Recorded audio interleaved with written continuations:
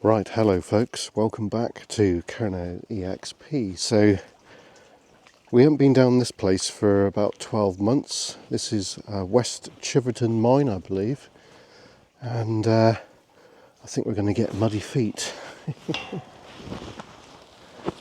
Right, so we're just through the barrier. So we're filming in 4K. We don't tend to do that very often, but we are today. So I hope you're all good. This is Sunday now. It's beginning to the end of the month now, pretty much. So hope you had a great weekend. We was out with David last night. We discovered an old chapel, which is quite interesting. And so we've documented it because we think that what's going to happen there is it's going to get redeveloped, basically. I don't think they're going to knock it down, but I do believe that it's going to be changing. So for historical purposes, I've documented it. So I think what we're going to do is we're going to get over here, the sands here, and we're going to make our way up to where the stone crusher was. So hopefully we don't, it's a bit slippery. Oop. But we're okay, All right. And the sun's come out, lovely, good stuff. So this was quite an important mine here, and we're just coming up to the remains of an adit level, which is very shallow workings. You can just make out, I think it's for drainage originally, but we can just see here what remains of this. Yeah, I'm pretty sure that this was for drainage, folks. Now, you can see those timbers have definitely seen better days, and long since defunct. So we've got a bit of a hole down there, so the original alignment would have been up through here. It's quite interesting, really, isn't it? We'll get some stills of that, which I'll add on to the thumbnail. So I think what we need to do is we need to venture up here, folks. So let's do that. Now I've got the drone, so we will be taking some aerial shots of this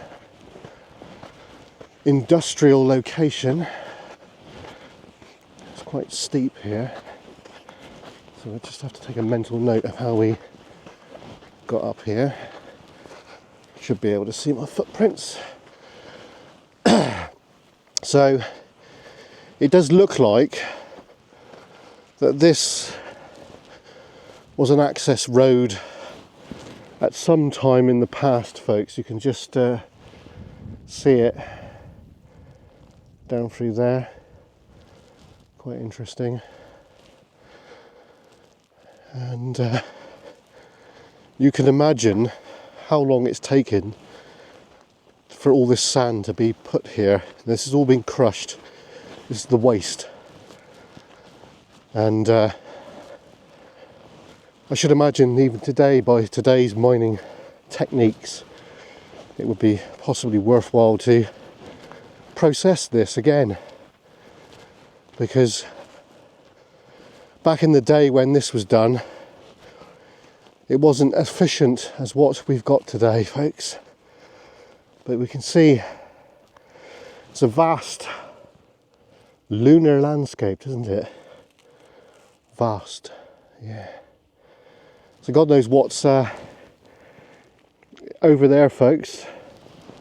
There could be some industrial bits and pieces over there. So we'll go over that way in a little while. We want to get up here to have a look at the crusher, and it would have been steam driven by possibly 2 Cornish boilers, and or failing that 2 Lancashires, but probably Cornish. It's like the moon, isn't it? A lunar landscape. Yeah. So, right, I'll come back at you when we... Okay, so we're right by the foundation of the stone crusher or mill, and it does look like somebody's tried to destroy that. Now, it could be the Americans during the war that did that, because I've been told that they were around here. Now, where exactly, I don't know, but they did do a lot of training, you see, before D-Day, and they destroyed a few things for practice. And I don't know, folks, but I'm surmising that this is probably one of those exercises. Yeah. Now, we're next to the boiler house, which is just over there, so we're going to have a little look. I think last time we came here was last summer, last year I think it was. So it's been a little bit of time. So as we can see, the stone crusher foundations are quite large. Oh, we've got some metal work up there, folks, look. I never noticed that last time. Can you see that? Hang on. I'll just point it out. See that metal work up there? That looks like a strengthening bolt. But yet again, it could be part of the original apparatus. Oh, there's another one right there, look. Just hanging down, folks. Can you see that? Another one. That's interesting, isn't it? So walking on old sleepers then as well, which is very good. So we've got some galvanised sheeting over there as well. Quite interesting, actually. I noticed the further you get away from Camborne Red Roof area, there's more archaeology still around. So we can clearly see that no one's been around here for quite a while, and we've got some more ironwork on the floor just down there, which could be an original feature. And then we've got, which would have been a series of windows, and they would have been like a sash window, and very, very ornate. Obviously bricked up many years ago, folks. So we're just going to go. Oh, look, the local spray artists have been down here, which is not good, especially at a place like this. Yeah, so if I catch anyone doing that, they're going to face my tongue, because it's just not acceptable. Right. So this is the original boiler house here, folks. And I should imagine that there would have been a stockpile of coal on this area that we're at right now. And so we've got the original, which look like railway sleepers, but they're not railway sleepers. And so this is inside of the boiler house. Not really a lot to see, folks, apart from the bushes and what have you. But so a boiler house would have had to have had a supply of water. Now, last time we were here, we distinguished that this little mound that we're coming up to is where they kept the water, a small little reservoir, and it looks like the farmer doesn't really give a monkeys about this anymore, do they? Right. Okay, so we can see that little sluice gate there. That would have controlled the water that would have run down into another holding tank. And this is where the water would have been kept. So obviously it's silted up now, of course. But back in the day, there would have been a few gallons in here. It would have been a lot deeper than what it is today. And it looks like the landowner has got no idea what to do with this, so he's just left it basically, which is kind of good in one sense. And so the water would have been brought up to here via a launder or a leat, which probably would have came through here somehow. There is the remains of a trackway there. We can just kind of see it down here, which is quite interesting. So it would have been more than likely a gravity feed system, or it would have been pumped up from a shaft somewhere. So this would have been a mechanical means of getting water here. So the water would have to be fairly clean for the boilers, because obviously it would cause scale and lots of residue inside, which would impede your ability to raise steam at a very good rate. So quite interesting, really. I'd like to know where the water came from. It's obviously from around this area, but where, we don't know, folks. So I think what we'll do is we'll just walk around. There's the engine house over there, folks. That's the principal engine house, the pumping engine, which would have pumped the water out. That would have worked 24 hours a day, non-stop, because water seeps in all the time. And so therefore that would have been going 24 hours a day. Now the Stamps engine here, this probably would have been going once a day for a good few hours by the looks of it, for the amount of spoil that is down there. There's quite a lot in there, folks. So the boilers in this boiler house here probably would have not have gone cold. They probably would have stayed hot all the time. So the next day all they'd have to do is rake it all out. There'd still be quite a lot of heat in the water, and just light the fire again early in the morning, and within a couple of hours they would have steam, and away they go again. Quite interesting. So I do believe there is another access road to this boiler house originally. The original pathway was down here. So there is an aircraft in the air. I'm going to have to wait until he's cleared, until I can actually go down.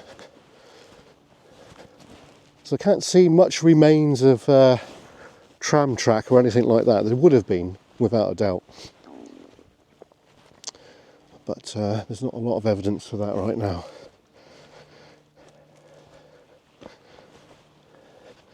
Possibly original gate, blacksmith made. My granddad would have made gates like this, because he was a blacksmith back many years ago. So yeah, you can see that that's been hand forged.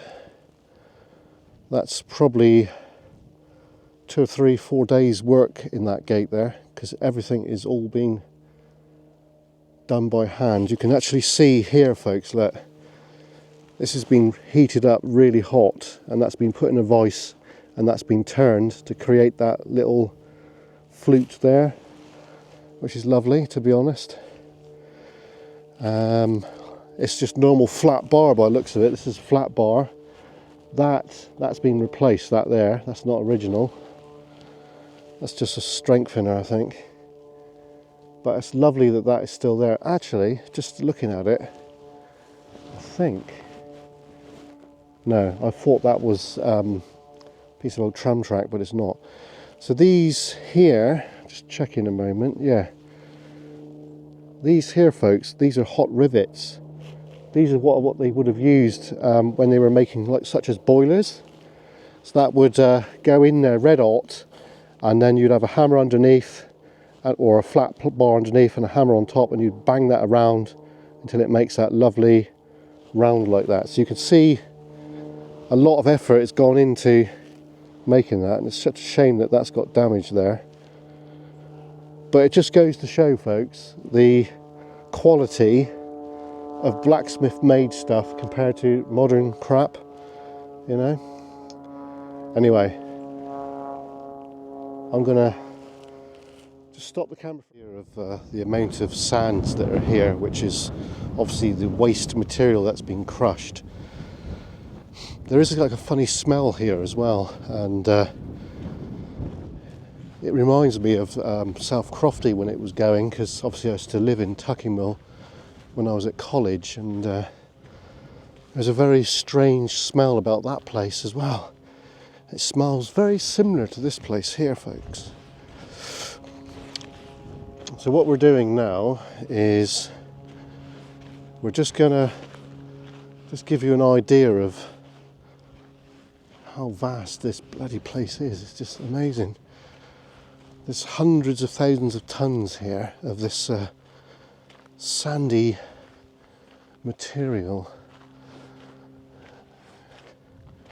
So what we'll do is we'll just gradually make our way down off this lunar landscape.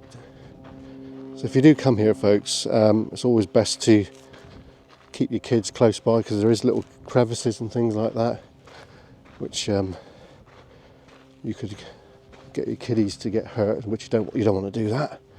And your doggos as well. Keep your doggo. It says down there, keep your dog on a lead. So you know, it's always advisable to look after one's pets.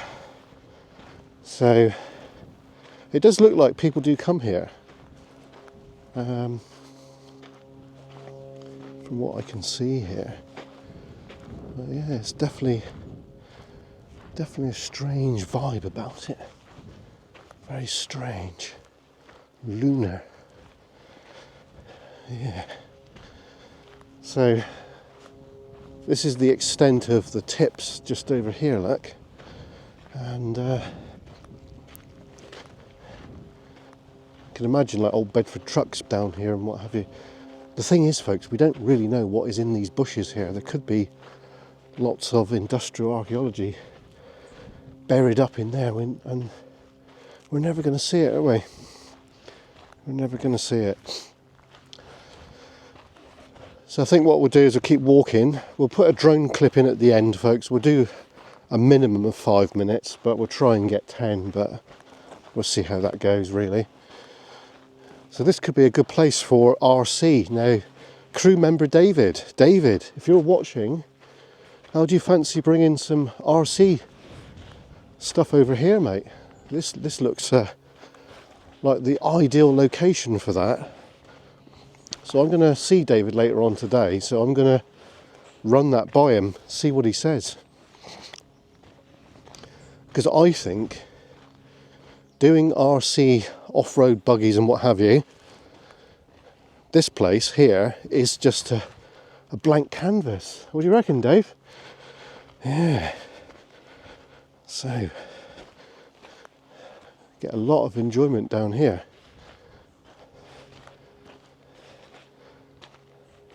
So you'll probably be seeing us run some RC stuff down here, folks, because David, our crew member,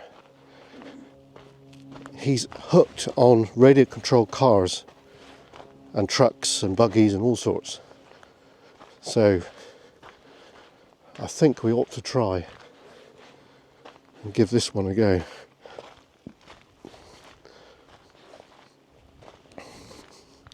So we've got the stream right next to us there, and we've got some weird item over there. Look how far this goes, folks. Look, you'd never believe that it was all up there, would you? It's mad, isn't it? Wait a minute. That looks like it could be an adit there. Look, it's just coming out of the ground. That's interesting, isn't it? There's got to be an adit in there. Very interesting. Well, if anybody has any suggestions of what they would like to see in the main Cornwall area, what I mean is Bodmin down, because we can get up to Bodmin, no bother. We can go beyond, folks, but it just takes a bit longer, that's all, because we ride a motorbike, and It's not the biggest of engines, but we can get around there. Yeah, if you want to see any locations that we've not covered, then let us know, drop us a line, and we'll credit you for it as well if you want to be credited on the channel. So we've got an aircraft up above us. Oh, he's quite high. It's probably skydiving or something like that. Right, I can see something over there. It's quite interesting. Right, well, I'm going to stop the video just briefly, folks, because I want to take some stills of these stalls here, these timbers. So we'll be back in micro. Okay, so we were down there. Now we're going to go towards the engine house. So there is some other buildings up here. I think they're mining related. They could be farming, but from what I can gather, I think there was like the blacksmith shop and stores and wood store and stuff like that, you know, so it's probably going to get a little darker up here, so I might have to go down into low light, but we shall see, folks. We shall see. Now, this area is just amazing, really. Now, if you are planning to bring your children here or your pets, then please remember this is an industrial heritage site and there is dangers, unseen dangers. So just bear that in mind, that's all I'm saying. Right. Now I would imagine there would have been a internal tram line or railway here at one time, which is, I can't see any evidence of that, but that doesn't mean that there isn't. Bit out of breath, folks. This has been trimmed back recently by the looks of it, which is good, because I remember the last time we came here, the first time, I couldn't hardly pass here. It was way overgrown. Right, let's get our breath back a moment. And it does look to the left of us that that is all spoil up there, so that's probably come from where the engine house is. So you can imagine that this mine, we're going to do some research, folks, because I confess I don't know it all. But this must have ran for quite a long time for that spoil to be there. Now, I don't know if you can see that or not, but just in there, look, it's a great hill. Anyway, just going to check the lens a minute, folks, because I think we're fogged up a bit. No, we're not fogged up. Right, that's cool. So did I tell you we're filming in 4K today? Oh, here we go. Here's our first buildings, or sheds, if you would like to call it that. So these look farming kind of related, but I don't think they are, folks. I think these are from the mine. I might be wrong, but it does look classic farming, because you've got brick block, galvanized sheets, and they've utilised old railway sleepers. Look, can you see that one there? That's an old railway sleeper there, folks. So it's quite interesting, isn't it? And then we've got, so I think it's a mixture. I think basically when the mine was operating, this would have been for the mine, and then later on it's been used by the local farmers, which have just patched it up as best they can. That's what I think. That doesn't mean that I'm right. So we can't get inside the engine house, unfortunately, because there's a fence around it, but we're going to get up close as we can and say that we've made it there anyway. So it makes you wonder what is actually still left here buried in the ground, because a lot of mines, what they did is they scattered their stuff everywhere, and sometimes things get lost and buried and they remain.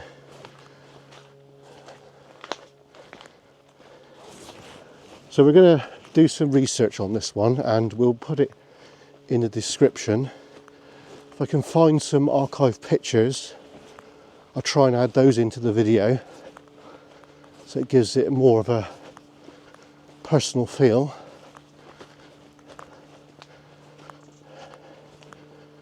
Getting a bit warm now.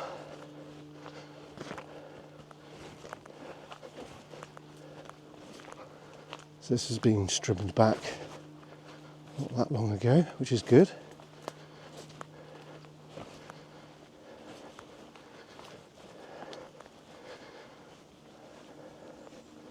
So I do remember last time we came here, we actually walked down in there, and that probably was a proper pathway at one time, but looks a bit impenetrable now. Right, we're coming up to the engine house, folks.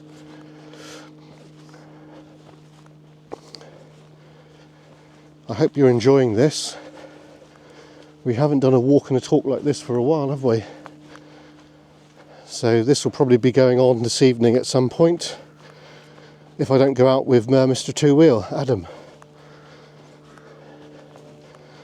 But if we do go out with Mr. Two Wheel, then this will be uploaded on Monday evening.